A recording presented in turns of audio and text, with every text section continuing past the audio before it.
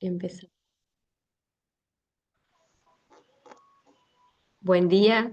Nos saludamos hace un ratito, pero vamos a saludar a los que se van sumando, a los que miran después. Así que les doy la bienvenida a este nuevo día de clases, nueva semana. Ya va pasando rápido, no sé a ustedes cómo los tienen los tiempos, pero para mí pasa rápido. Cuando menos nos demos cuenta, ya terminó la materia y ya se viene otra y ya se reciben unos cuantos. Así que bueno, a disfrutar de este tiempo. Eh, Así que bueno, tampoco se pueden quejar porque tienen menos horas de clase. Bueno, chicos, vamos a empezar como corresponde, entonces le ganamos al tiempo que es cortito y ya podemos disfrutar un poco más. Los voy a guiar en una oración, así arrancamos bien, ¿sí? Con la guía de Dios. Oramos. Padre Celestial, invocamos tu presencia en esta mañana, Señor, dándote gracias por despertarnos en un nuevo día, Señor, por darnos la posibilidad de poder estar conectados, de tener este medio, Señor, para aprender de tu palabra, para estar en comunión, Señor, a pesar de la distancia. Glorificamos tu nombre, Señor, sabemos que eres soberano, que sin ti no podemos hacer nada y por eso te pedimos que nos guíes, que estés en nuestro amparo, Señor, que puedas guiar esta clase, que me guíe, Señor, a poder transmitir lo que querés que le diga a los alumnos, que abra su corazón también para poder recibir esta materia conforme a tu agrado, Señor, y que pueda servir para ayudar a aquellos dolientes, Señor, a aquellos que lo necesitan.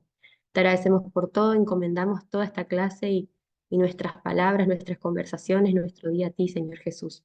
Te lo pedimos en tu santo nombre, Jesús. Amén. Bueno, chicos, em, yo ya acá estaba adelantada con el otro PowerPoint de la clase, de la unidad que sigue, pero todavía nos faltó un poquito de la unidad número 3. Pero antes de arrancar, mientras les voy compartiendo, quería, bueno, comentarles, estuvimos hablando con algunos de los alumnos sobre los trabajos, les decía bueno, el trabajo del foro, que hoy es la fecha límite de entrega, y les decía que estaba asustada porque ayer en la noche me fijé y había solo 2 trabajos. Dije, ¿qué pasó? O nadie lo quiere hacer o no se entendió, pero bueno, veo que hoy ya están a- algunos más y también recibieron unos trabajos por otro medio y ahora me estuvieron contando que lo están haciendo, así que bueno, por ser hoy otro día, seguramente hoy llegan todos, eso espero. Eh, sí les quería decir que los que vean la clase, que estoy un poco desorientada, si hay alguno que falta estar en el grupo de WhatsApp, que nos diga y que se pueda sumar, pero me parece que están todos. Eh, pero bueno, por las dudas. Y bueno, y ahí se pueden ir sacando dudas de la clase, de la bibliografía. Entonces vamos poniéndonos más en sintonía. Y les quería decir con respecto al trabajo, los que estuve leyendo están muy bien. Eh, por ahí les hago una salvedad a algunos. Eh, Traten, no, no que traten, tienen que hacer una entrevista a alguien en este tiempo de clases. No vale para el trabajo y eso lo voy a dejar a responsabilidad y transparencia de ustedes, de cada uno, eh, de que no sea una entrevista que hayan realizado antes de empezada la materia, porque si bien la experiencia les sirve y obviamente que les habrá servido a esa persona que ustedes entrevistaron, no es lo mismo darle el contexto de entrevista para un trabajo, porque nuestra perspectiva de lo que vamos a tener que escuchar y lo que vamos a ir a hacer es totalmente diferente. Nuestro enfoque va a ser diferente por más de que no lo transmitamos directamente, pero sí la cabecita de ustedes va a estar enfocada desde otro lado y van a tener una mirada un poco más amplia cuando se trata de en cierta forma, más allá de lo que significa la entrevista y la experiencia y brindarnos hacia esa persona, también es diferente cuando nosotros eh, vamos también con esa parte de la intención de recabar un poco de información que nos va a servir después para el trabajo. Entonces, sí es importante que hagan una entrevista una vez iniciadas las clases, ¿sí? No vale una anterior. Después, si ustedes me van a mentir y van a ponerle el trabajo, bueno, eso ya quedará a criterio de ustedes y su conciencia. Pero la idea es que puedan tener ese enfoque, porque también esto les va a servir para los trabajos que se continúan. Hoy les voy a contar más al final de la clase cómo va a ser el trabajo el segundo trabajo, ¿sí? Que va a corresponder a un 25% de la aprobación de la materia. Si bien el foro generalmente lo aprueban todos, es importante que hagan esta primera consigna bien, porque como les digo, va a ser clave para los trabajos que vengan después. Entonces hoy les voy a dar la consigna de la número 2 y van a ver cómo está relacionada. Y no es igual a la del año pasado. Si bien el año pasado tenía la misma intención, que es hacer un trabajo de continuación desde el inicio hasta el final de la materia, no es el mismo trabajo, así que no se va, una que no se van a poder copiar porque las entrevistas son individuales, pero no van a tener la posibilidad de decir, ¿cómo hiciste esto? Porque es distinto. Pero yo les recomiendo que puedan hacer bien este primer trabajo, porque si no les va a atrasar todos. Y el que no haga este primer trabajo, no va a poder hacer el segundo, ¿se entiende? Entonces es importante que traten de ir cumpliendo los trabajos y sobre todo cumpliéndolos en el tiempo, porque no pretendan, digamos, tener la misma nota que el que presentó dentro del plazo hasta hoy, digamos, que el que va a presentar los tres trabajos juntos al final de la materia o incluso terminada la materia. No sé, yo por ejemplo recibo algunos trabajos de, de, de consejería ahora y bueno, quedará a criterio también de ustedes poder ser un poco más responsables en ese sentido. Eh, pero bueno, si alguno tiene alguna duda con respecto a este primer trabajo, bueno, todavía hoy tienen el tiempo de poder hacerlo, así que traten de sacarse todas las dudas. Y después, como les digo, al final de esta clase, casi llegando al final, les voy a decir cómo es el trabajo número 2. Pero bueno, después de los anuncios parroquiales, vamos a lo que nos compete en esta mañana, que es seguir con duelo. Lo voy pasando a esto del trauma y nos habíamos quedado en el concepto de duelo, de dolor, de sufrimiento, las formas que uno tiene, las actitudes negativas que tenemos a veces de responder frente al dolor. Y quiero que nos quedemos con esta partecita que es cuál es la función del duelo y la tipología del duelo, ¿sí? Porque hay diferentes formas de concebir al duelo. Al duelo, ¿qué entienden ustedes? A ver, ahí que están muy silenciosos. ¿Qué entienden ustedes por el concepto de duelo? Por más de que ahí diga, pero algo más. ¿Qué es para ustedes el duelo? ¿Qué es lo que escuchamos normalmente con lo que es el duelo? O duelar, que es la acción del duelo. Sí, Esme. Ahí te cambiaste el nombre y ahora estás como más. Pues si no, antes te es Irma. Sí, Esme, sí. Te escucho bajito, re bajito te escucho. A ver si se me escucha más. Ahí ya me escucha. Muy bajo. A No sé ver, por qué. ¿Será mi micrófono? a ver si se me ve. Ah, ¿Los demás también escuchan bajito o soy yo?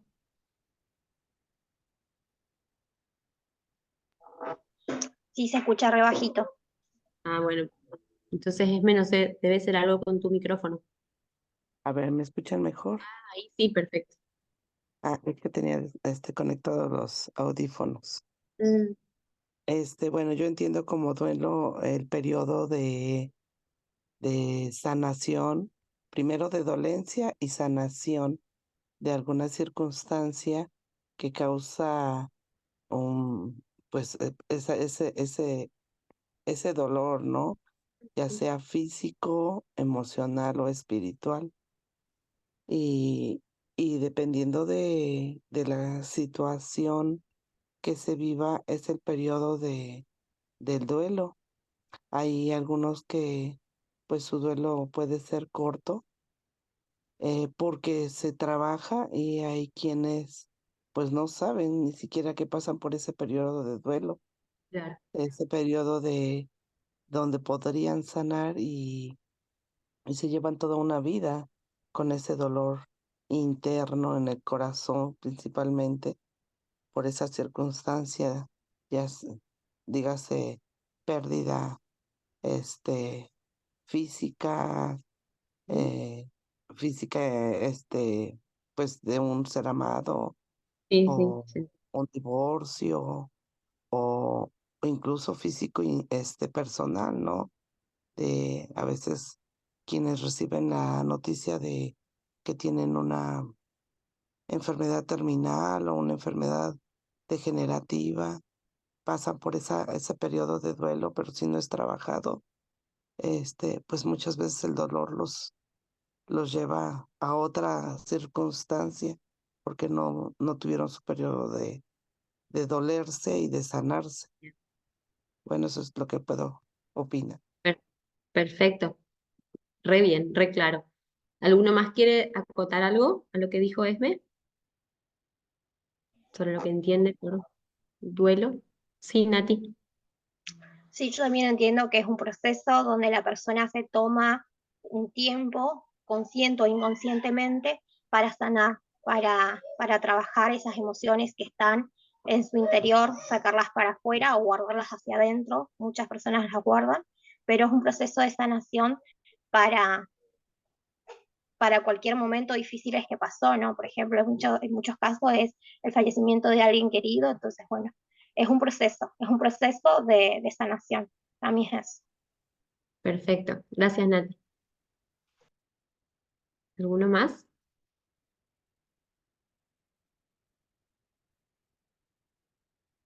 Es interesante lo que ustedes dijeron y rescato dos cositas, que la palabra duelo siempre tiene que ir acompañada de otra anterior a esta, que es el proceso.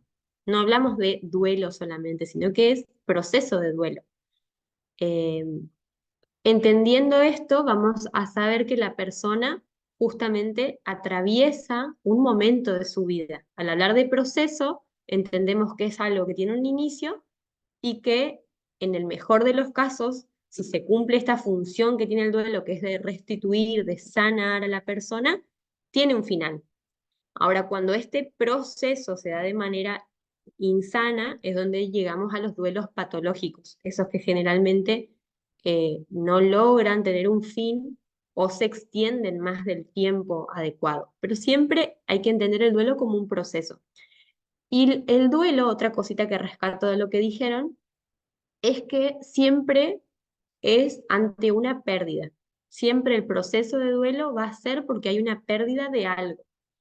El psicoanálisis entendía, según Freud, que nuestra libido, es decir, esa energía que nosotros tenemos él lo asociaba como a la energía sexual, ¿no? Sino que no necesariamente lo sexual en el sentido del acto sexual, sino que tiene que ver con nuestra energía más, nuestra pulsión, ¿no? Nuestra parte como más humana del deseo. Entonces esa libido está depositada en algo o en alguien y de un momento a otro ese alguien o ese algo se nos va. Entonces se entiende como que esa libido queda divagando, queda sin rumbo, queda sin un lugar donde depositarse. Y es ahí donde está en esa función, en ese proceso, perdón, del duelo, donde necesito en reencauzarme. Entonces, si mi libido estuvo depositada mucho tiempo en una persona, que es lo normal, que generalmente uno asocia el duelo más que nada con las pérdidas físicas, con las muertes, ¿no? Es donde más se vivencia o el duelo más común o más conocido es cuando una pérdida de muerte, ¿no? Entonces se muere alguien y nos queda ese vacío, ese es como la libido perdida, divagando, suelta. Nos queda el vacío con esa persona Y es ahí donde entramos en el famoso proceso de duelo, donde aparecen la sintomatología que vamos a ver ahora, pero que tiene que tener un cierre. El proceso de duelo es necesario para la persona y todos en algún momento de la vida vamos a atravesar duelos. El más común que nosotros solemos asociar es esto, a las muertes, pero bien como decían también, tiene que ver eh, con una pérdida de lo que sea que a la persona le significa algo importante. Entonces puede ser perder un trabajo, significa también eh, estar en un proceso de duelo, romper con alguna pareja, divorciarse, cortar con un novio, una novia, una mudanza, cuando los hijos se van de la casa. Hay un montón de duelos que atraviesa la persona, ¿sí? Duelamos por un montón de cosas. Vieron que cuando hablamos de la unidad número 2, en las etapas que proponía Erickson, hablamos de los duelos del adolescente, entonces también hay pérdidas. El tema es que hay muchas pérdidas que son inconscientes, como por ejemplo esas en la niñez. Son inconscientes, no estamos pensando que duelamos que nuestros papás no eran lo que creíamos que eran en nuestro ideal. Es inconsciente. Se manifiesta de ciertas formas a nivel exterior siempre, pero al ser inconsciente no estamos pensando en eso, ¿no? No obstante, no deja de ser un proceso. Cuando ese proceso llega a su momento cúlmine, adquirimos la idea, por ejemplo, de que, bueno, que nuestros papás cometen errores, pero no por eso dejan de ser buenas personas, por ejemplo. Ese vendría a ser como el sanar. O nos enteramos de que realmente no son lo que queremos y, bueno, y son malas personas. Entiendo ese proceso y logro restituir y sanar porque se llegó a una aceptación. Enterarse de una infidelidad, por ejemplo, también puede ser, también es, digamos, un duelo porque eh, se estimaba algo de alguna persona y fue una desilusión muy grande. Entonces, tengo que duelar lo que creía de esa persona. También se entra en un proceso de duelo. Hay situaciones en las que el duelo, que vamos a ver un poquito, que a veces es anticipado. Por ejemplo, hay personas que eh, sufren antes del tiempo en el que van a pasar los hechos. Por ejemplo, alguien que se quiere separar empieza a hacer un duelo anticipado y va como programando cómo va a ser su separación. Eso no quiere decir que sufra menos después. Pero bueno, más o menos esa es la intención del duelo. Y como dice ahí, tiene sí, divorcio, enfermedad, nido vacío, exactamente. Vamos a ver, por ejemplo, en esta materia, diferentes tipos de enfermedades y cómo cada una sí o sí significa un duelo.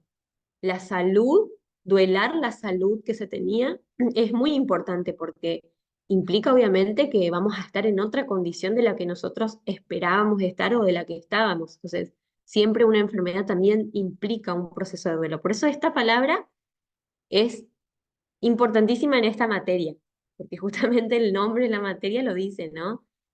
Acompañamiento a enfermos y dolientes. Entonces, entendemos por dolientes a las personas que nosotros también, con las que vamos a trabajar, hay algo que las está atravesando y que necesita cumplir su tiempo, su proceso para que llegue a restituir o sanar. Vamos a ver situaciones en las que, por ejemplo, hay enfermedades terminales donde no hay una certeza de cuándo voy a sentirme mejor, por ejemplo. Eso no quiere decir que la persona tenga un duelo patológico. Por estar siempre en enfermedad o siempre en un dolor o tener una enfermedad oncológica, por ejemplo, una enfermedad sin cura, no quiere decir que la persona no llegue a cumplir o que el proceso de duelo no llegue a cumplir la función que es la de restituir o sanar. Porque la persona puede atravesar el proceso y lograr de manera satisfactoria aceptar de manera consciente y sana la situación que le toca vivir, aunque todavía esté doliendo, en duelo, digamos, le esté doliendo incluso físicamente, ¿se entiende? Entonces, no tiene que ver directamente con que haya algo que deje de estar.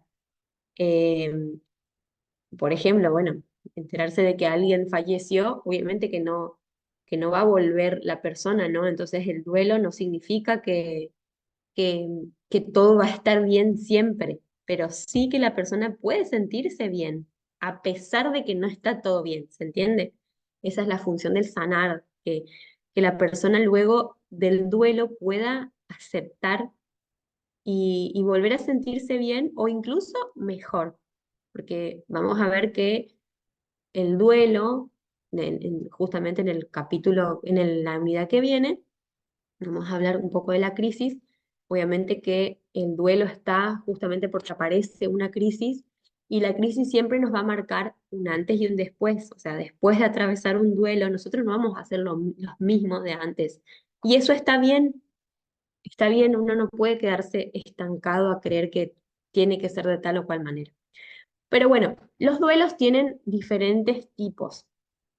Pueden ser normales o patológicos, así de simple. No hay mucha historia con los duelos. O sea, normales es que se llevan a cabo todas las etapas, todo el ciclo del duelo, que implica varios síntomas que ahora vamos a ver, se cumplen en el tiempo esperado y la persona logra cerrar ese ciclo pudiendo restituir su estado, digamos, y sanar.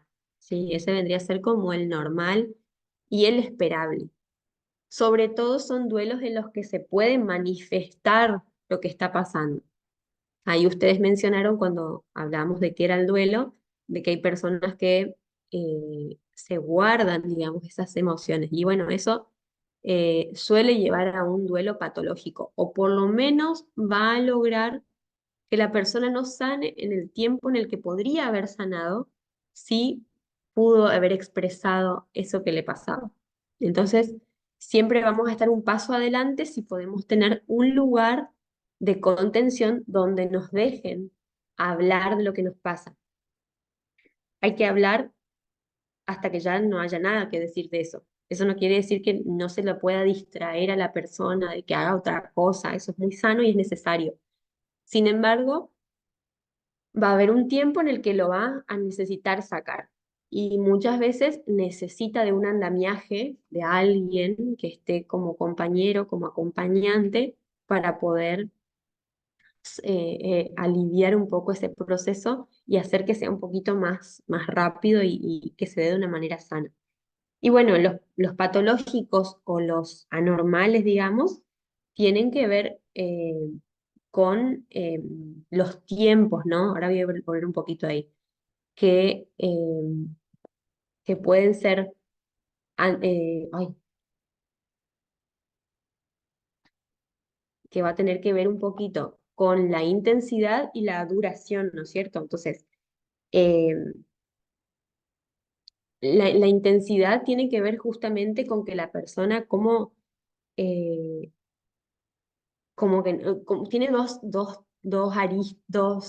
puntos, ¿no? Dos polos. O la persona se muestra como insensible, entonces no siente casi nada, pareciera que no siente casi nada, o tiene una excesiva intensidad del dolor. Hay mucha intensidad. Entonces, ese duelo patológico va a depender de esa intensidad de dolor. Por ejemplo, entonces, si era una persona que era, por ejemplo, con su marido, era totalmente dependiente y se murió, no sé, por ejemplo, esta persona no trabajaba afuera para conseguir algún recurso económico, hacía todo lo que el marido quería que hagan, estaban todo el tiempo juntos, eh, no tomaba decisiones importantes en la familia, entonces esa intensidad puede que haga que el duelo sea eh, tiene como el riesgo de que el duelo sea patológico, ¿sí? Entonces, si ese duelo no se habla, no se trabaja en el tiempo en el que tiene que ser, y encima tenemos esa contraposición de la intensidad, que a la persona lo siente mucho más justamente porque abarca muchas áreas de su vida, podemos llegar a que sea patológico, y patológico quiere decir que es un duelo como que nunca termina, la persona nunca llega a superar los estados de, de negación, de depresión, de ira, entonces se queda enroscada en ese ciclo. Ahora puede ser que la persona sienta menos, porque bueno, lo acepta, porque tiene un estilo de vida distinto, tiene una forma más positiva de ver las cosas, entonces la intensidad puede estar muy marcada, pero no llegar a ser patológico porque la persona puede estar asumiéndolo de una manera distinta. O puede que incluso la intensidad se sienta menos porque la persona puede ver este dolor desde otra área. Y algo que tiene mucho que ver y que es totalmente importantísimo es la fe de la persona, porque está comprobado que los duelos de personas cristianas se atraviesan mejor. No quiere decir que, no que sí o sí tienen que ser siempre normales, a veces pasa también que sean patológicos, pero sí está comprobado que las personas con fe logran una restitución y una sanación mucho más pronta, o en general sanan más que otros que no tienen fe. O sea, es muy importante esto. Eh, y bueno, también va a tener que ver con la duración, o sea, digamos, si es un duelo que, que la persona, yo creo que conté este caso, pero bueno, me parece que es un ejemplo que explica muy bien. Hay una viejita de acá de donde vivo que había muerto su marido, y no recuerdo bien cuántos años tenía esta mujer, pero 70 más o menos, 70, 75. Y sus hijos, con tal de protegerla, de querer que esta mujer esté bien, de que no sufra, se la llevaron a vivir a Buenos Aires. Entonces la tenían de un lado para el otro, de un lado para el otro, con actividades, con cosas, con cosas, con cosas, hasta que ella en un momento dijo que quería volver acá. Después de 5 años volvió a su ciudad, a su casita, y ahí recién empezó su duelo. O sea, fue un duelo postergado. Bien, obviamente no estuvo durante esos 5 años, solo estuvo distraída. Y como no logró hacer un proceso de duelo en el tiempo en el que tenía que ser, llegó a ser patológico justamente porque nunca se había tomado el tiempo y ni le habían permitido a esa mujer sanar. Por eso es muy importante que la persona que duela se quede sola en algún momento. Eso no quiere decir dejarla sola, pero necesita un tiempo de encontrarse con el dolor, sí o sí, porque eso es lo que va a ayudarla a sanar. Entonces, ahí tiene que ver, por ejemplo, la duración del duelo. También es distinto cuando una persona va atravesando diferentes situaciones que hacen que sea como una duración más prolongada. Por ejemplo, eh, enterarse de una enfermedad y no saber bien exactamente cuál es el diagnóstico. Y que te digan un diagnóstico que creas realmente que fue eso durante un tiempo y después empezaron otros síntomas y resulta que el diagnóstico era otro. Entonces, ese duelo puede convertirse en patológico justamente porque tiene una duración muy larga. Es como que nunca puedo llegar a, a sanar completamente.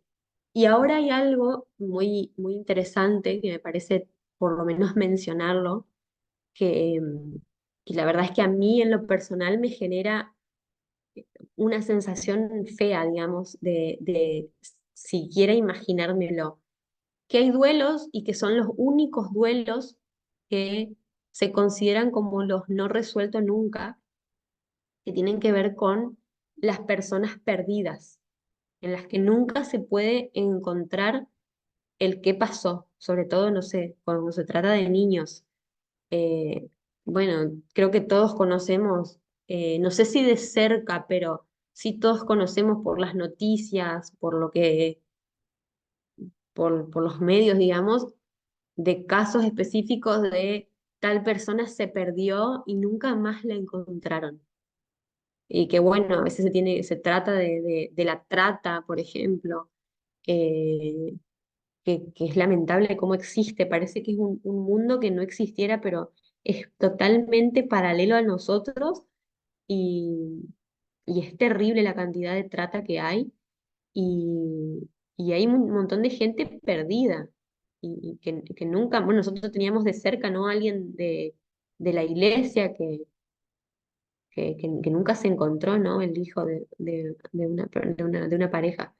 Entonces son duelos que no son duelos en realidad, no llegan a ser, nunca llegan a tener ese cierre, nunca llegan a poder, dije mal, perdón, que no son duelos, sino que son duelos que no tienen nunca una culminación, nunca tienen un cierre, porque si uno se enteraría, por ejemplo, de que esta persona perdida murió, es terrible, es horrible, o sea, nadie va a querer enterarse de eso. Sin embargo, psicológicamente se entiende de que esto es mucho mejor porque la persona va a poder elaborar un duelo a partir de algo real.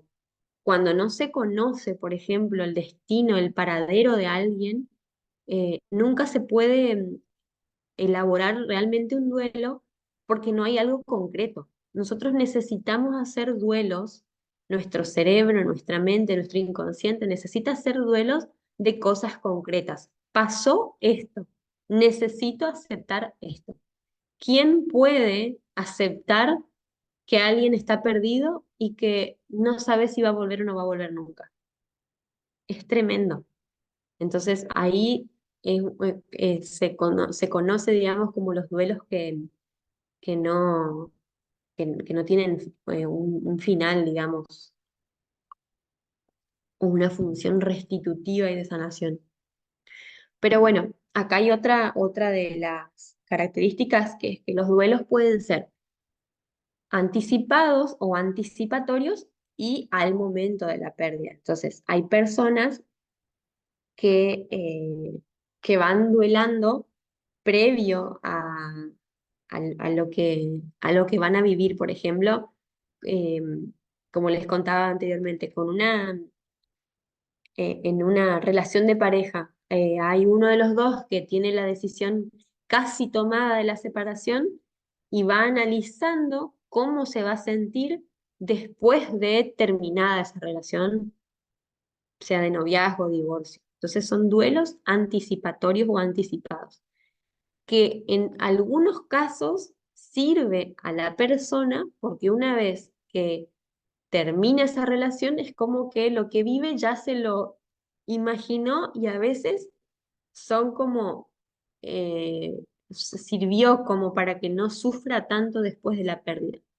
Pero no es garantía porque hay personas que hacen este duelo anticipatorio y una vez que realmente se concreta, la ruptura, por ejemplo, atraviesan igual todo el proceso, que es lo más esperable que pase.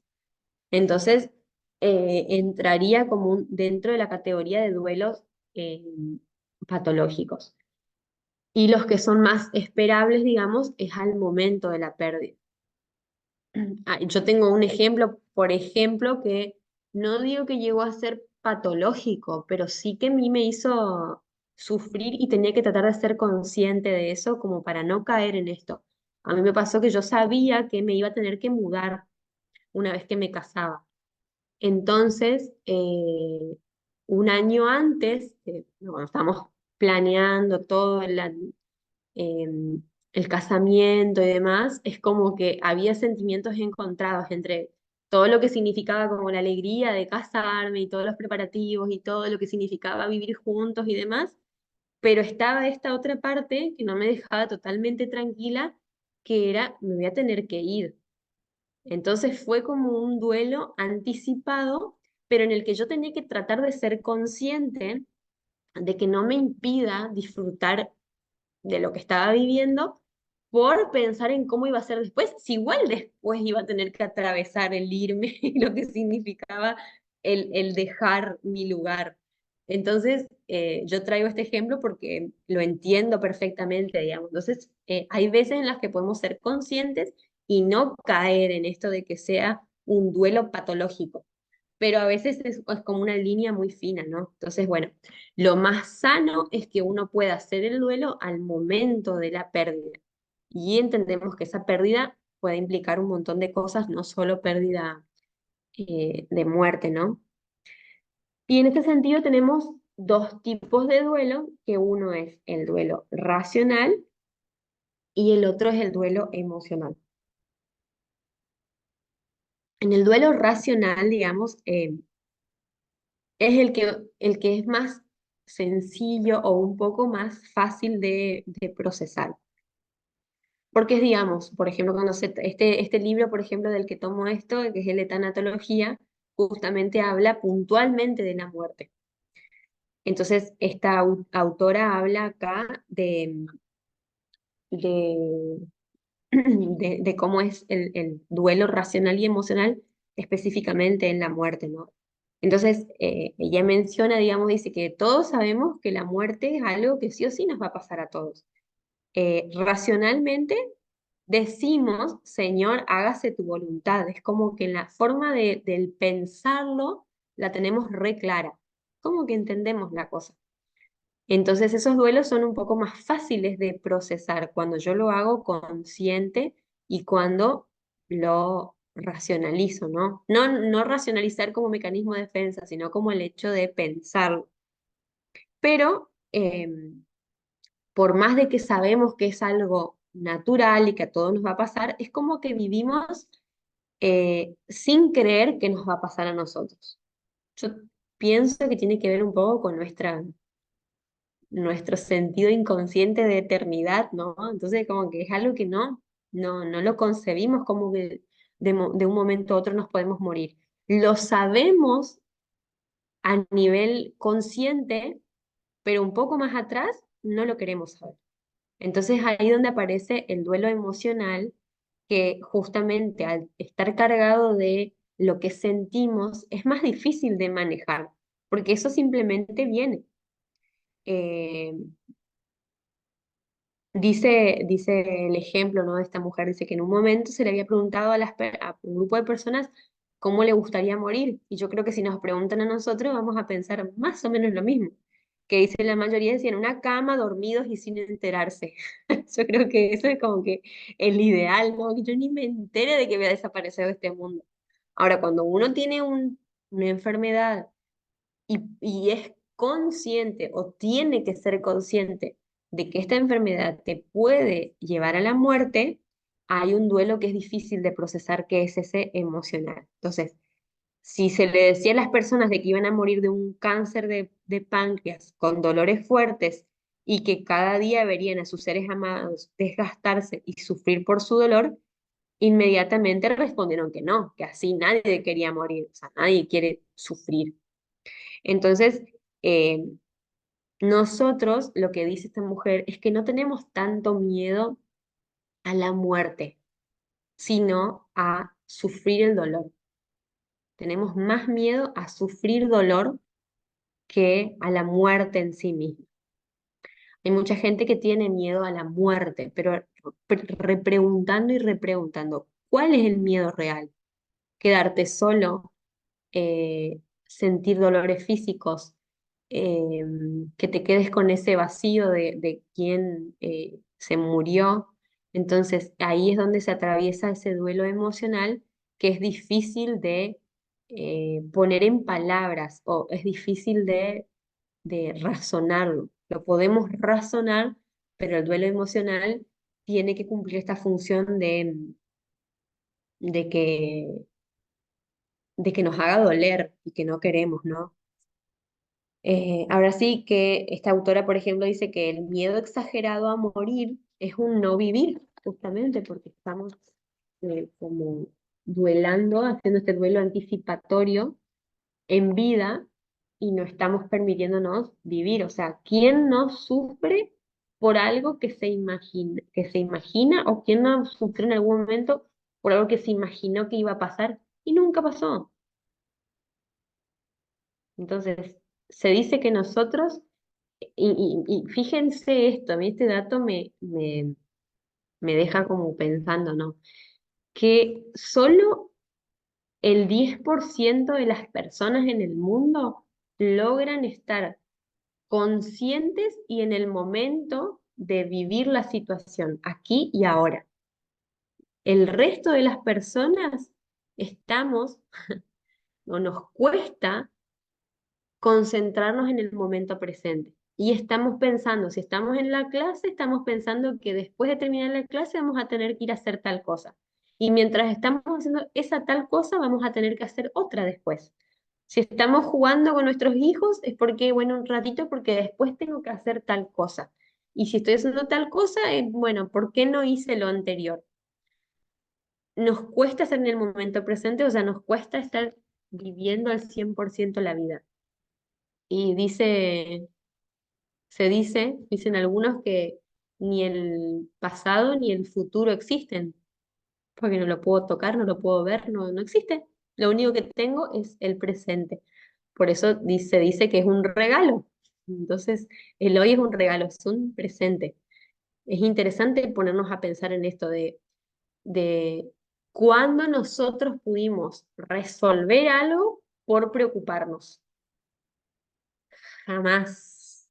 Si fuese así, todo el mundo estaría re sano y hubiese, no sé, no tendría problema. Pero todo el tiempo pasa que nos preocupamos, o sea, estamos ocupados antes de tiempo por algo que no sabemos. Entonces es interesante eh, pensarlo, ¿no? Desde este otro lugar. Después, este otro autor habla de tres tipos de duelo y eso quería explicárselos con unos ejemplos. Dice, que se los quería leer, que lo van a encontrar en el libro, pero me parece interesante poder hacerlo y explicarlos desde este lado. Rafael se enfrentó a la adversidad, dice. Rafael tenía 31 años cuando acudió a consulta. Trabajaba de informático en una empresa de alimentación. Sus padres se separaron cuando él tenía 21 años. Su madre se marchó a Alemania con su nueva pareja y él vivía con su padre en Madrid. La relación entre ellos era muy buena. Rafael no tenía hermanos, pero sí un grupo de amigos y una pareja desde hacía 4 años. Su padre Alfonso tenía problemas de hipertensión y obesidad y nunca se trató médicamente. Trabajaba en una sucursal bancaria y con 56 años falleció de un infarto. A Rafael lo llamaron los compañeros de trabajo de su padre y le dijeron que había ingresado al Hospital de La Paz. Cuando él llegó al complejo hospitalario, Alfonso había fallecido. El impacto emocional fue tremendo. Durante los primeros minutos su incredulidad le sobrepasaba. Se sentó en una sala de espera, no llamó a nadie y solo pensaba en ver a su padre. Me comentaba que no le salían las lágrimas y albergaba un hilo de esperanza. Posiblemente se trataría de una macabra equivocación. No era consciente del tiempo que pasó inundado por sus pensamientos de incredulidad hasta que un médico le permitió ver el cuerpo de su padre. Reconoce que empezó a llorar y no era capaz de hablar, solo estaba cogido de la mano de su padre. Le comentaron que tenían que llevarse el cadáver al tanatorio del hospital hasta que se decidiera qué se haría con él, pues seguramente tendrían que hacerle la autopsia. Le ofrecieron una manzanilla y le preguntaron si le podían ayudar llamando a algún familiar. Rafael llamó a su pareja para que ella se encargara de avisar a familiares y amigos. Esperó estar acompañado para realizar los trámites del seguro de decesos que tenía su padre y a partir de ahí los profesionales organizaron el traslado del cadáver, tras la autopsia a un tanatorio y su incineración. Rafael describe los primeros días como una especie de ensoñación, con lloros espontáneos, mucha tristeza y altibajos emocionales. Me explicaba que incluso sentía rabia y cabreo a veces por lo injusta que era la muerte, ya que su padre estaba lleno de vitalidad, sentido del humor y ánimo positivo, con muchos amigos y familia que lo querían y no se merecía fallecer tan joven. A la semana retomó el trabajo, aunque la atención y la concentración no eran las adecuadas. Padecía nerviosismo, pero tenía que normalizar su vida. Poco a poco, junto a su pareja, decidió qué hacer con las pertenencias de su padre. Fue un momento muy duro porque todo le recordaba a él, pero lo más difícil fue regresar a casa y no encontrarlo. No tenía un sueño reparador, le costaba quedarse dormido y se despertaba muchas veces. Sentía mucho dolor y se desahogaba con su pareja y algún familiar. Tras las primeras semanas rompió el aislamiento y empezó a quedar con amigos y familiares para retomar sus actividades de ocio. Decidió normalizar su vida cotidiana sin su padre, aceptó y se adaptó a la nueva situación. 3 semanas después del fallecimiento de su padre, vino a consulta para saber si era normal lo que sentía y si sería capaz de sobrellevar esta situación de pena y tristeza. Le comenté que todo el proceso era normal, que había tomado decisiones correctas y que contaba con personas que lo apoyaban. Tendría que convivir con el dolor de la pérdida y asumir que es el momento de echarlo de menos y al mismo tiempo de experimentar nuevas ilusiones y establecer nuevos objetivos. 6 meses después, Rafael me llamó y me comentó que efectivamente ya hacía una vida normal, que se acordaba mucho, pero era consciente de todo lo que su padre le aportó y esto era más importante que la pena que sentía a veces.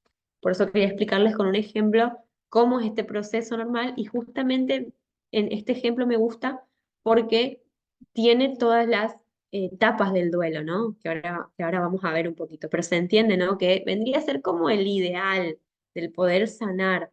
Este dice 6 meses, se considera que a veces puede llevar hasta los 2 años dentro de un duelo aceptable, dependiendo del vínculo que se tenía. Eso también es muy importante. No es lo mismo eh, un amigo que la pareja, ¿sí? Se entiende esto, ¿no? Entonces, depende también del vínculo que se tenía en la muerte, ¿no? Después hay otro que es un duelo anticipatorio. Este ejemplo es un poquito más cortito. Eduardo organizó su despedida, dice el ejemplo. María, una antigua paciente, vino a consulta porque su hermano Eduardo estaba en la fase terminal de su enfermedad, un cáncer de intestino. En el último mes se sentía deprimida, con pena por su hermano, que llevaba un año luchando con esa maldita enfermedad. Dormía mal y se pasaba el día pensando en su hermano y en si ella sería capaz de abordar su muerte, pues por muy esperada que fuese, no terminaba de hacerse la idea. Para tratar la angustia que sentía, le propuse que preparara una despedida a su hermano, que le hablara de que ha merecido la pena haber convivido juntos durante esos años, de anécdotas y momentos altamente felices y de cómo habían resuelto los problemas acontecidos durante su vida, y sobre todo lo que se habían aportado el uno al otro. María me pidió que fuese al hospital para hablar con su hermano e intentar apoyarla emocionalmente durante sus últimos días. Mientras María estaba preparando esta dolorosa despedida, le propuse a su hermano que hiciera algo por el estilo, despedirse de las personas que quisiera. Le sugerí una tarea de papel y lápiz en la que tenía que escribir por qué había merecido la pena vivir y me dijo que intentaría hacerlo. Eduardo, que era plenamente consciente de que no quedaba mucho tiempo para que lo sedaran, le dio una vuelta al asunto y le contestó a María que estaba conforme con la propuesta. Elaboró una lista de las personas más queridas y las fue convocando una a una en su habitación del hospital para dedicarles una palabra de despedida, no de tristeza, sino de agradecimiento mutuo. María me comentó que había sido una experiencia extraordinaria, emotiva, cargada de mucho afecto, de paz y que vio a su hermano totalmente tranquilo a pesar de su situación vital. Fue un ejemplo a seguir por su entereza y las personas de las que se despidió quedaron muy reconfortadas. Al día siguiente empezaron a sedarlo y cuando el personal auxiliar arreglaba la cama, encontraron una hoja y un lápiz debajo de la almohada. En una hoja escribió por qué mereció la pena vivir y daba las gracias a su gente, especialmente a su hermano. Eduardo ya no se enteró de la alegría que manifestaría María, o quizás sí, no lo sé, dice este autor. 2 días más tarde falleció. María afrontó el duelo de manera normal y natural, con la tranquilidad de haberse podido despedir de su hermano de manera sencilla y de haber vivido ese instante único e inolvidable con él. Bueno, más allá de que vemos que estos ejemplos no tienen el tinte que nosotros le pondríamos, ¿no? Que vendría a ser esta cuota de la esperanza, de agradecer a Dios, de poder encontrarnos con Él en este tiempo de aflicción, creo que puede servirnos también y que les puede servir si les tocase encontrarse acompañando a un doliente en esta situación. Entonces, ese duelo anticipatorio, este autor puntualmente lo plantea como algo saludable para la persona. Atravesar el dolor sí o sí, no le queda otra, digamos, pero propone algunas técnicas que se pueden hacer como para ayudar a la persona a que este proceso pueda darse de manera satisfactoria y saludable. Por eso les decía, no necesariamente se consigue lo que uno quiere, pero la persona puede realmente restituir y sanar a pesar de la situación. Entonces, este autor lo plantea como duelo anticipatorio. Y por último, en el duelo complicado, les leo este ejemplo. Ada puede vivir sin Benito. 2 años después de fallecer su marido, fíjense acá, 2 años, en un accidente de coche, que también acá hay otro tema, que no es lo mismo cuando se trata de una enfermedad, que lo vamos a ver también, eh, que se trata de una muerte por una enfermedad, que las muertes que son por accidente, las que son de un infarto, las que son de cosas inesperadas, ¿no? Ada vino a consulta para que le ayudara a salir de su estado de ansiedad y depresión. La paciente me comenta que llevaban 20 años juntos, que la relación era buena, aunque habían pasado por varios momentos de crisis, los fueron superando. Benito era una persona muy activa, bombero en un aeropuerto, y cuando no trabajaba se ocupaba de todo.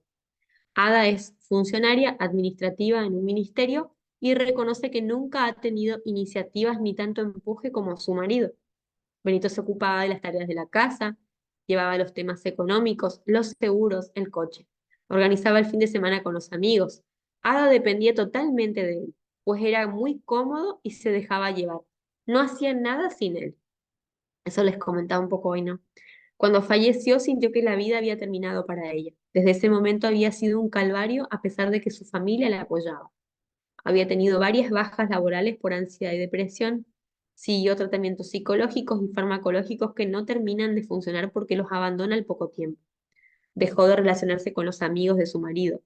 Aislada en lo social, se limitaba a trabajar cuando estaba en condiciones de hacerlo y a regresar a casa, comer la comida que le preparaba su madre, que vive cerca, dormir la siesta y ver la televisión hasta que se acostaba y vuelta a empezar. No tengo ganas de hacer nada, decía. No puedo vivir sin él. Siento mucha angustia. Estoy como embotada todo el día, como una sonámbula. No me concentro en nada ni me distrae nada. Le echo de menos todos los días y siento vacío. La casa se me cae encima. No sé tomar decisiones ni tomar iniciativas. Los objetivos que nos planteamos fueron que Ada asumiese la pérdida de su marido y tuviera una vida satisfactoria como ella decidiera tenerlo. Fíjense que acá les contaba, a la vez tiene que ver con ponerse metas específicas, ¿no? Lo primero fue hablar sobre Benito y la relación que habían tenido entre ellos. Me contó cómo murió y cómo eso la afectó a ella desde los primeros momentos de la pérdida hasta la fecha. Es muy importante facilitar a Ada la identificación, aceptación y expresión de sus emociones, hablando de su marido y orientando sus recuerdos hacia los mejores momentos vividos. Le expliqué que tenía que aceptar que lo que sentía era normal, pero que era importante hacer convivir determinadas emociones, tristeza y añoranza, con la realización de actividades cotidianas y una vida normalizada. A continuación, consensuamos los aspectos de su vida que había que cambiar y nos pusimos en marcha.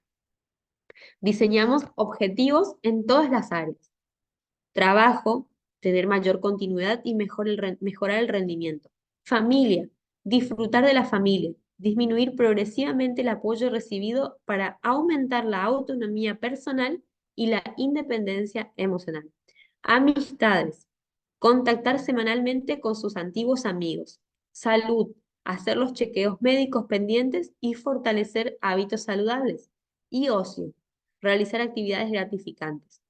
También analizamos los recursos personales que había aprendido a lo largo de su experiencia vital: habilidades sociales, para organizar la casa, para gestionar el tiempo, el dinero también puede ser, que utilizaría para conseguir estos objetivos, junto con los que aprendiera en terapia. Fíjense que es necesario cuando alguien está atravesando un duelo poder darle tareas específicas a hacer, porque generalmente este embotamiento emocional deja a la persona como eh, sin rumbo, sin saber bien para dónde ir. Trabajamos una actitud proactiva para no esperar estar bien para hacer las cosas. Para ello iniciamos un entrenamiento en habilidades para resolver problemas cotidianos y tomar decisiones. Bueno, acá está un ejemplo que hicieron y demás. Por otro lado, trabajamos los pensamientos que la asaltaban, su forma de pensar. Para ello con- contrastamos cada pensamiento con la realidad, con hechos objetivos que apoyasen o refutasen el pensamiento. De esta forma, Ada empezó a sustituir la manera de pensar por otra más ajustada a la realidad, evitando así episodios de ansiedad y bajo estado de ánimo. Por ejemplo, Ada afirmaba no poder vivir sin su marido. La realidad es que en ese momento estaba viviendo sin él y antes de conocerlo tuvo vida sin él. Por lo tanto, estamos hablando de un pensamiento asociado a un estado de ánimo que provoca dolor. Pero la verdad era que podía seguir haciendo cosas e ilusionándose en su ausencia. Además, mejoramos su autoestima y autoconfianza en su forma de hacer las cosas.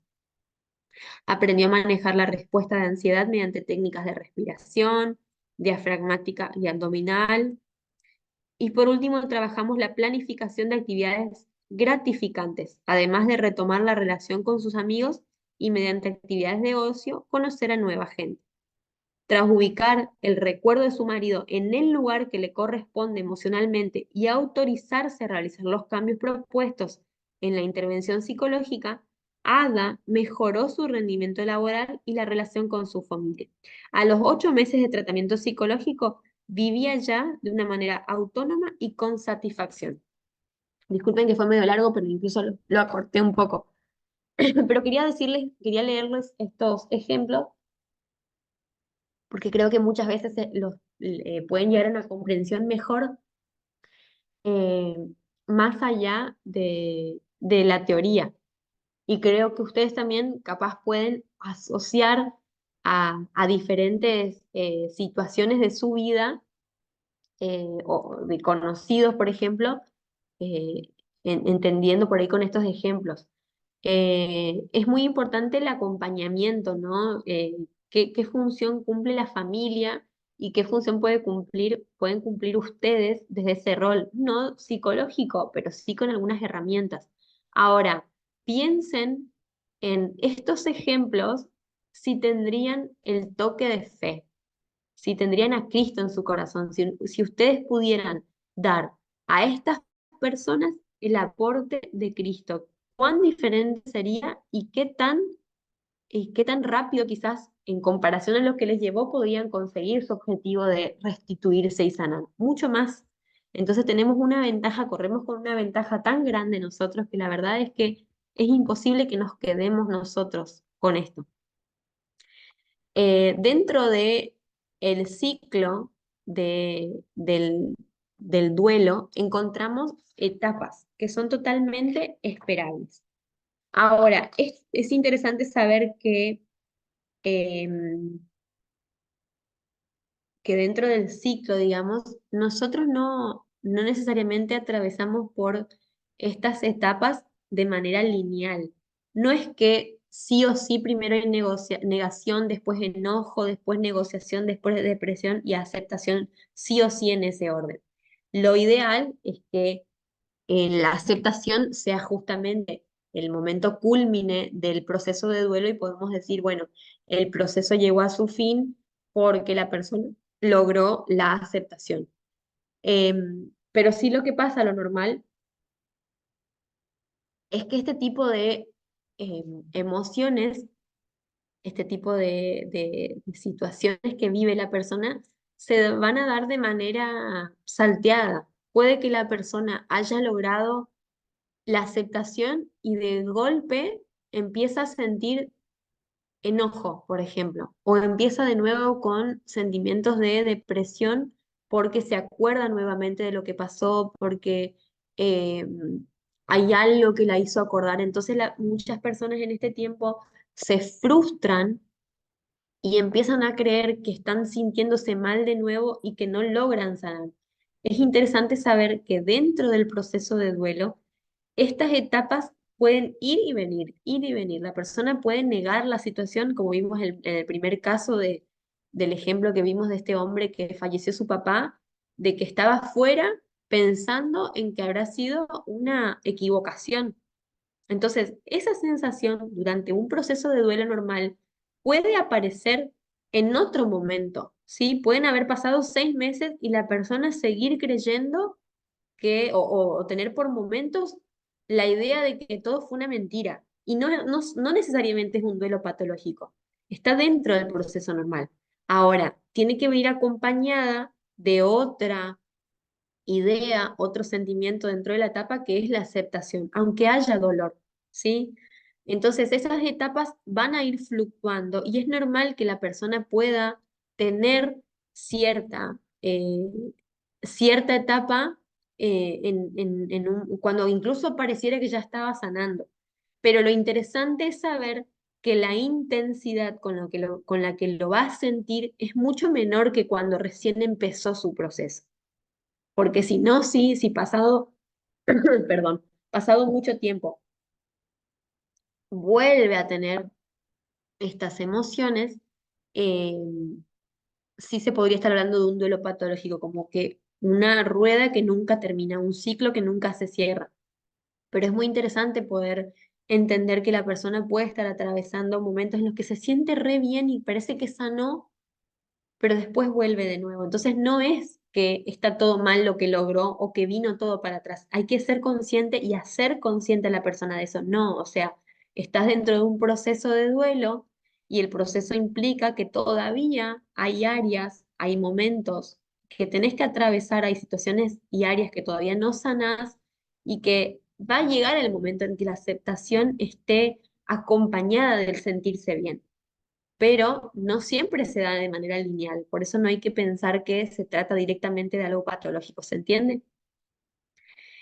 Bueno, no me quiero quedar con eso, sino bueno, ir un poquito rapidito con esto acá y adentrarnos un poquito en el tema que sigue. Hay mitos que después ustedes lo van a poder ver, eso no necesariamente tiene que ser obligatorio para que lo lean, está el texto ahí, ahora les voy a mostrar, pero que es el de este. em,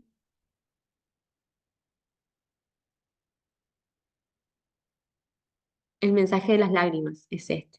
De la página 26 a la 31 habla de los mitos. Pero no necesariamente esa no es obligatoria. Pero hay mitos que uno está bueno conocerlos porque a veces uno se queda con cierta idea que yo creo que dentro de todo estamos un poco más conscientes de estas cosas. Eh, Creer que el tiempo va a curar las cosas es una mentira muy grande y eso se suele decir, no es una frase muy trillada que el tiempo cura todo. El tiempo por ahí puede hacer disminuir la intensidad de la emoción, pero no siempre. Entonces, si pasa el tiempo y no se procesa de manera adecuada los duelos, el tiempo no va a hacer magia, digamos. Creer que expresar el dolor nos va a hacer mal es todo lo contrario, como vimos, o sea, necesitamos expresar el dolor eh, para que no quede adentro, sino que salga. Y algo interesante que sí puede estar, que por ahí lo escucho mucho, es que las personas no quieren manifestar lo que sienten para no hacerles mal al otro. Lo cierto es que incluso de manera consciente o inconsciente, nosotros percibimos cuando el otro cuando se trata sobre todo de seres queridos nuestros, está mal. Nos damos cuenta. Entonces, si no nos dicen lo que les está pasando, es mucho peor, porque sacamos nuestras conclusiones solos. Y al sacar nuestras conclusiones solos, nos equivocamos y ahí sí se produce un sufrimiento más real. En cambio, cuando la otra persona puede abrirse hacia nosotros, contarnos lo que nos pasa, incluso tener esa confianza con nosotros nos sentimos incluso mejor, porque no estamos sacando nuestras propias conclusiones, sino que puede ser más real lo que la otra persona nos expresa. Por eso Es un error creer que vamos a hacerle mal a los demás si expresamos lo que nos pasa. Eh, bueno, y como dice, expresar el dolor es una señal inadecuada, como que la persona no está sanando si está manifestando el dolor. Es todo lo contrario. Una de las formas de sanar es, es poder hablar de lo que nos pasa. Y el dolor debe ser como ahí, como únicamente expresado en la intimidad, o sea, que sea solamente el duelar solo. Y es totalmente errado porque vemos, incluso en los ejemplos, se necesitó de compañía, de sostén, apoyo emocional de otros para poder sanar. Entonces, buscar el hombro que nos ayude para poder llorar cuando estamos mal es sumamente necesario. Por eso es interesante alentar a las personas a que no se queden encerradas en su dolor y que tampoco nadie encierre en su dolor a nadie. Pero bueno, esta vendría a ser como la parte final de esta unidad, la unidad número 3. ¿Quedó claro? ¿Alguien quiere opinar algo al respecto? Hable ahora. ¿Alguna pregunta? Acá tienen toda la bibliografía con las páginas. Incluso después pueden seguir con los títulos, digamos. Sí, Esme. A mí se me hace muy interesante. ¿Sí me escuchan? Bajito. A ver, intento otra vez. Sí.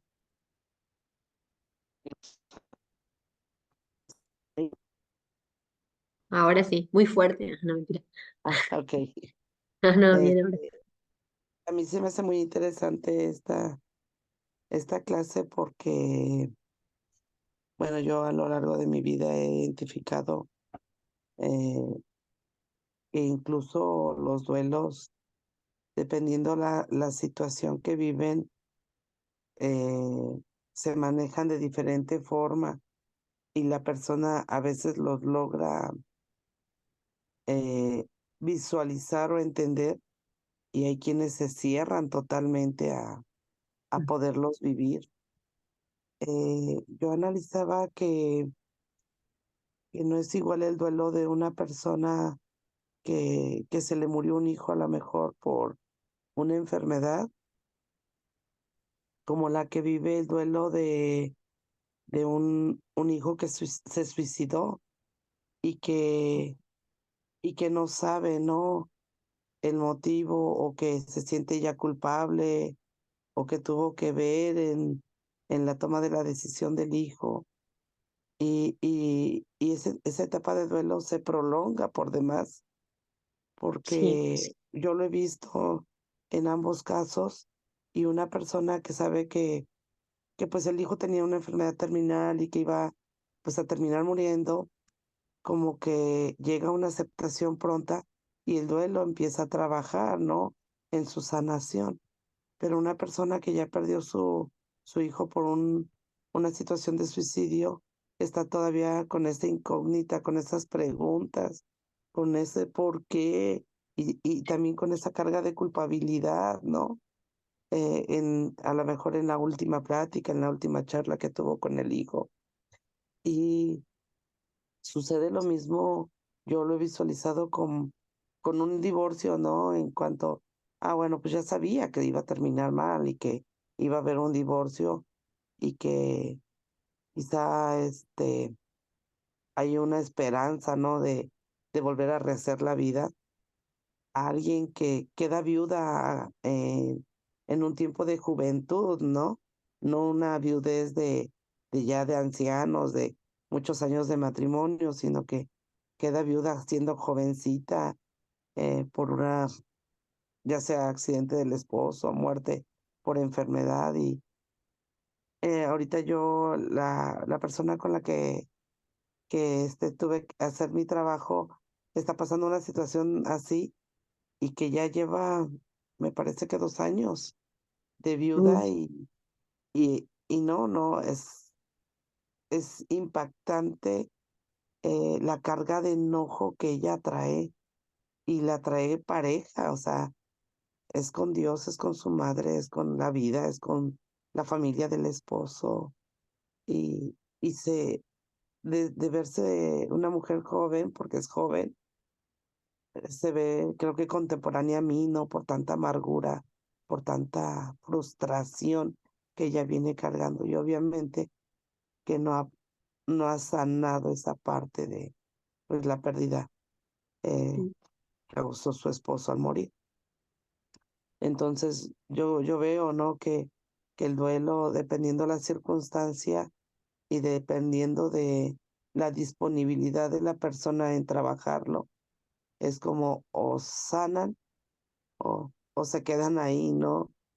sí, Con ese dolor eterno y que les viene a causar incluso amargura y una vida terrible, ¿no? Porque sí. la veía incluso cómo habla, cómo se expresa. En algún momento yo me sentí identificada porque yo pasé mi periodo de duelo cuando me divorcié, pero yo también tenía enojo, yo también tenía frustración pero Mm. lo superé, ¿no? Lo trabajé y yo veo que ella ya se le prolongó y su forma de hablar incluso, Interesante. expresa ese dolor y ese coraje que trae. Creo que Mira está vos. con ella misma, es lo que Qué quería comentar. Gracias, es muy interesante que traigas estos ejemplos y que, bueno, justamente te toque, eh, te ha tocado entrevistar, digamos, a alguien en algo de lo que venimos charlando y justamente tan claro y tan vívido lo que es este dolor de esta pobre mujer. Ahora sí destaco algo que me parece interesante, es que va a depender mucho de las fortalezas de la persona de cómo ha atravesado situaciones anteriores y bueno, en realidad de toda la personalidad y lo que eso implica en la persona, de todo, ¿no? Porque estas mismas emociones o este mismo duelo patológico que está atravesando esta mujer, puede vivirlo tranquilamente alguien eh, en su viudez de edad avanzada. Y también puede que otra persona que atraviese lo mismo que esta mujer, salir eh, de un duelo de manera más satisfactoria, incluso viviendo condiciones a veces similares, como mencionabas, por ejemplo, enviudar joven. Entonces, no necesariamente tiene que ver con el tiempo en el que le toque a cada uno vivir determinada situación, sino de los recursos emocionales con lo que cuenta cada persona, de su personalidad, del apoyo, de la fe o no, etcétera. Y como hay un montón de cosas a tener en cuenta, por eso cada caso es tan singular y único. Pero te agradezco porque trajiste esto a la mesa y la verdad es que creo que a todos nos sirve como aprender, ¿no? Y también es interesante de que vos, digamos, en esto tengas esta libertad bueno, de querer, o que haya quedado en la entrevista que hiciste solamente para el trabajo, o de seguir acompañándola, si es que Dios así lo permite y pone ese deseo en tu corazón y también en esta persona la predisposición a poder escucharte, ¿por qué no? Sí, Mario, que habías levantado la mano, ya te estabas cansando de levantar tanto la mano. Sí, por eso Ah. bajé. Sí, sí, después es bueno. Eh, sí, lo que yo por ahí me pasó algo y por ahí quiero contar un poquito de esa experiencia para llegar a una pregunta también, Ujú, porque a mí me pasó que hace ahora ya hace 2 años y medio que había falleció mi suegra y a mi esposa le tocó mucho esa situación, ¿no es cierto? Pero fue mejorando, fue pasando. Y a los 6 meses que fallece mi suegra, fallece mi papá. mm, Entonces, en ese momento, cuando fallece mi papá, ella se desmaya en el cementerio cuando le estábamos enterrando a papá. Y bueno, después cuando se recupera y todo, ella había perdido la memoria. Ella no se ujú, acordaba de muchas cosas, no se acordaba de otras cosas como que ella se acordaba, pero como que decía, no, ella cuando llegamos a casa y le vio a los nenes, y le dijo, ¿y esos nenes quiénes son? Y yo le dije, esos son Guille y Facu, Y ella me dice, pero si ellos tenían que ser más chiquitos, como que ella Claro, creía que ellos eran 2 años menor, como que en algunas cosas no se acordaba, ella no se acordaba del papá, de las hermanas, muchas cosas perdió ahí. Y no se acordaba del fallecimiento de la mamá y ni el de mi papá. Entonces, a mí me costó mucho eso porque ella me decía, ¿cuándo va a venir mi mamá a tomar mate conmigo? Y en ese momento yo no sabía qué decirle, si decirle que había claro, fallecido la claro. mamá o, O por continuar. ahí, exactamente. Entonces, eh, no le dije en ese momento, sino que siempre le daba como una excusa. Y bueno, Ujú, ahí volvimos porque ella ya se atendía con el psiquiatra en su momento por otro problema que tuvo. Y ujú. volvimos y bueno, cuando ella se recuperó un poquito, el doctor le dijo que la mamá había fallecido y ahí fue todo de vuelta. Como que Claro, iniciar el duelo nuevamente para ella fue muy, entiendo, muy complicado. Ese proceso de enfrentar de nuevo todo lo que ella ya había superado por ahí en un poquito, ¿no? Volver a hacerlo. Y de ese momento ella empezó a tener mucho miedo de que a mí me pase algo, de creo que no. que, que yo me muera. Ella me decía, a vos no te puede pasar nada". Incluso hasta hoy me dice. Y por ahí me vino a la mente de lo que nos decías en la clase del miedo a morir, ¿no? Y yo antes, o no sé si nunca lo había pensado o no lo tenía presente, nunca tuve ese miedo a que me pase algo, de morirme, ¿no? Y de ahí en adelante, por ahí en eso va mi pregunta, si ese miedo te puede llegar o como que ella me lo transfirió a mí o yo empecé a darme manija con eso.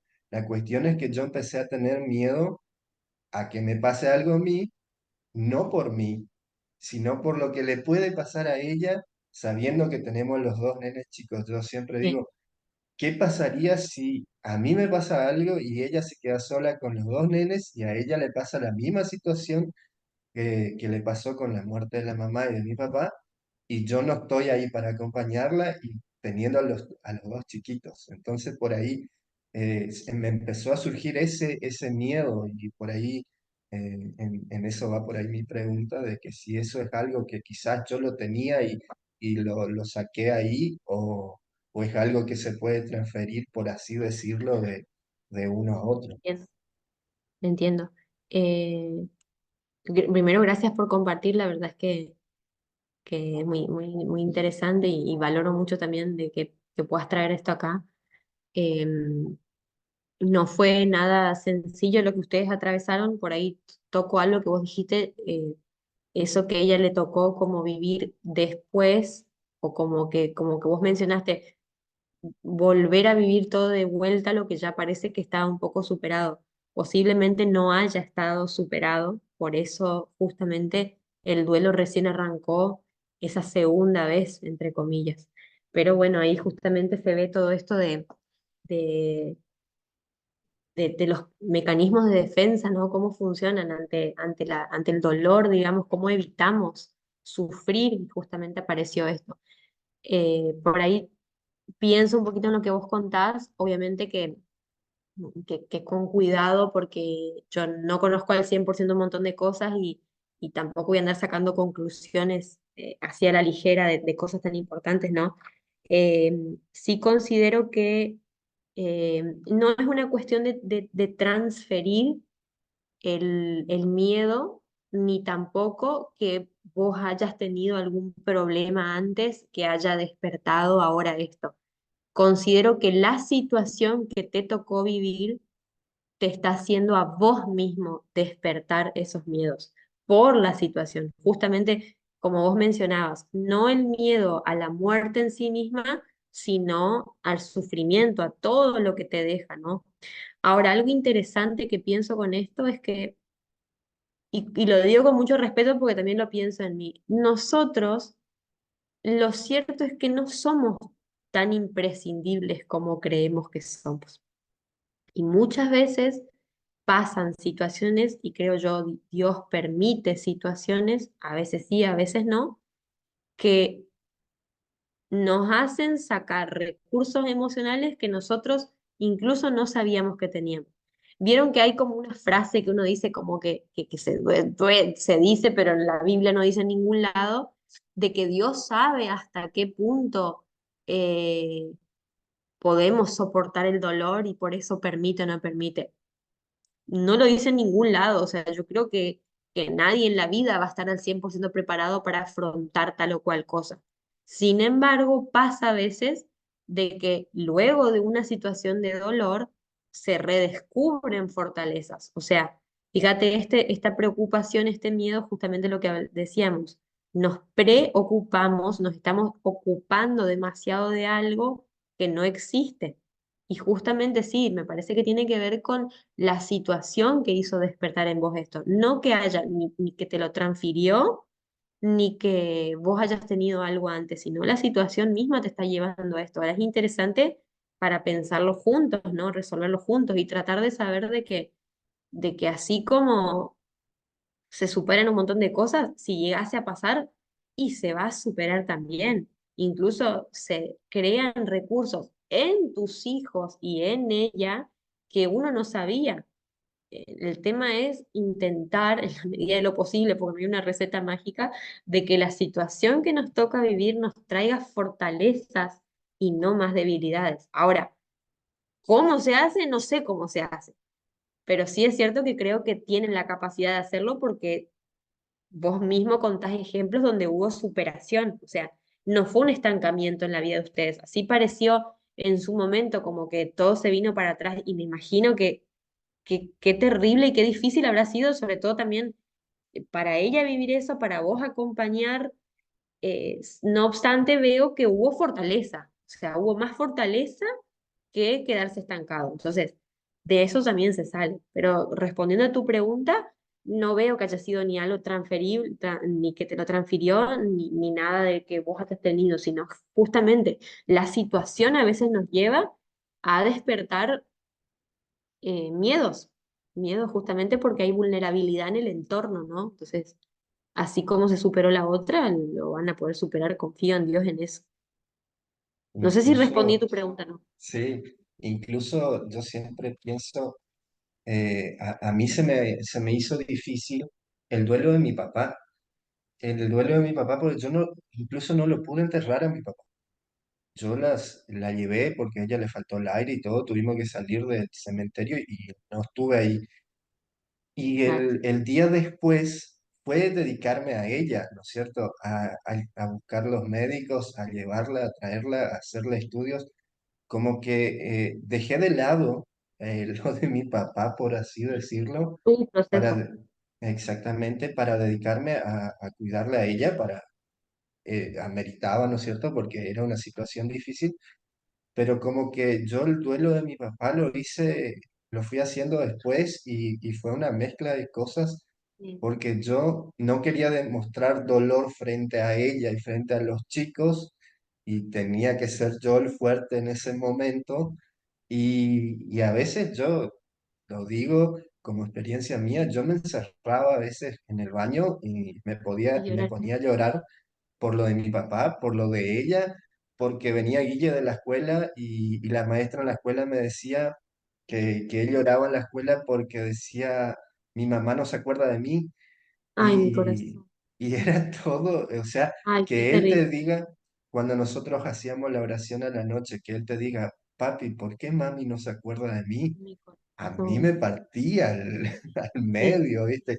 Y cómo te toca hacerte fuerte y decirle y explicarle por qué, más o menos dentro de lo que uno sí, sí. sabe, ¿no? En ese momento para mí fue muy complicado toda la situación porque Sí. fue muy, muy difícil. Incluso yo creo que, incluso a veces me pongo a pensar si realmente hice el duelo de mi papá como correspondía o no lo hice. A veces me pongo a pensar eso, si en algún momento no voy a terminar pagando consecuencias de lo vivido en Ahora, ese momento. ya pensarlo igual te hace estar en un nivel distinto, porque te hace reflexionarlo. Entonces, eh, a veces uno dice cómo tenía que haberlo hecho. En realidad se dio como se dio, ¿no? Uno no tiene una bola mágica de cómo hacer, cómo procesar un duelo, digamos, se da como se da. Pero si te viene esto a la cabeza, ya estás como en un paso adelante, digamos, de que no va a ser patológico, digamos. Y si hay cosas que crees que todavía no están al 100% resueltas, siempre va a ser el momento de poder repensarlas y reelaborarlas. Sí, perdón que te tengo ahí con la mano levantada. Te doy el lugar y después los dejo porque tengo que ir a buscar a mi Sí, niñita del sí, jardín. Van a decir, no, esa no, madre la abandona ahí en la puerta. no, no.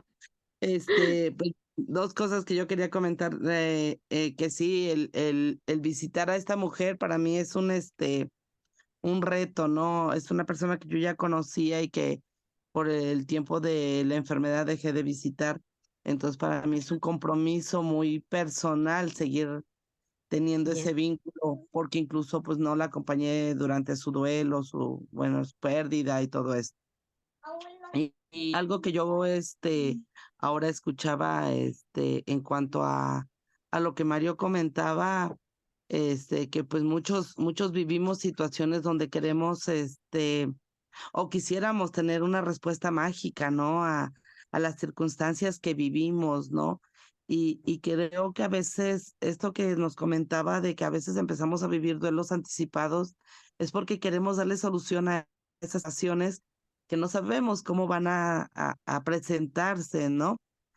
Pero sin duda que algo que yo aprendí con mi última situación de enfermedad que viví es que Dios siempre pone todo de acuerdo a cómo el Señor ya lo tiene planeado. Eh, yo recuerdo que en una de las ocasiones que yo ya me había enfermado de una enfermedad ya terminal, como así lo manifestaban los médicos, mi ujú, angustia era dónde iban a quedar mis hijos, qué iba a ser de ellos, quién iba a ver por ellos. Y mi esposo siempre trabajando, mi madre con sus asuntos, mis hijos muy ajenos a mi madre, porque nunca fuimos así de que los nietos apegados a la abuela, ¿no? Y esa claro, era una angustia que a mí me enfermó todavía más de la enfermedad que yo ya tenía, esa preocupación anticipada. Y en este último periodo de que yo viví, estar casi al borde de la muerte, yo experimenté algo muy impactante en mi vida y que ahora reconozco que fue esa confianza en Dios, en decirle, Señor, te dejo todo en tus manos. Ahí te encargo a mi hijo, ahí te encargo a mis hijas, a mis nietos, a mi esposo. Y esa confianza de decirle al Señor, ay Padre, hazte cargo de todo lo demás, yo creo que ayudó con esa sanación que mm, nadie esperaba, ni los médicos esperaban, ni los especialistas. mm, Entonces, muchas veces la gente se enferma más de lo que no sabe cómo va a resolver que es lo que realmente está viviendo. Y así somos los seres humanos, ¿no? Esa falta a lo mejor de, de cómo confiarle a Dios. Yo no digo de confianza, sino de cómo decirle a Dios, Dios, hazte cargo de lo que yo no puedo solucionar. Entonces yo creo que ahora que yo lo aprendí, es ahora enseñarle a los demás cómo encontrar ese vínculo con Dios, ¿no? No decir, ay, pues ahora yo soy súper confiada. No, no, sino decirle cómo encontré ese vínculo de decir, Dios, ahí hazte cargo de, y no angustiarse de más, ¿no?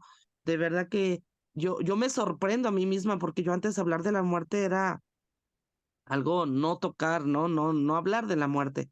Y sin embargo, ahora soy una mujer que tengo un seguro pagado de muerte, ya tengo todo lo de la situación de si yo muero, ya hay quien cubra los gastos funerarios, dónde está mi lugar para descansar y esperado. todo, porque esa es la confianza que el Señor me inspiró en ese momento y lo aprendí y me ha dado una tranquilidad que ahora siento que mi obligación es compartirla con otros, no Amén. decirles, ay, yo lo logré, yo soy superpoderosa, no, no, no, No, todo lo sino contrario, yo compartir. entré ese vínculo de decirle al Señor, hazte cargo, Padre, de lo que yo no puedo hacerme cargo.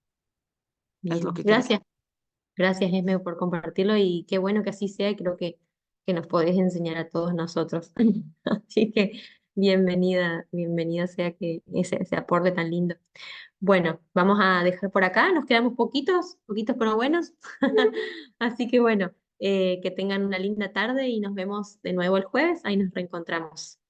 Besos, saludos, bendiciones. Chau, Bendiciones chau. para todos. Bendiciones, nos vemos.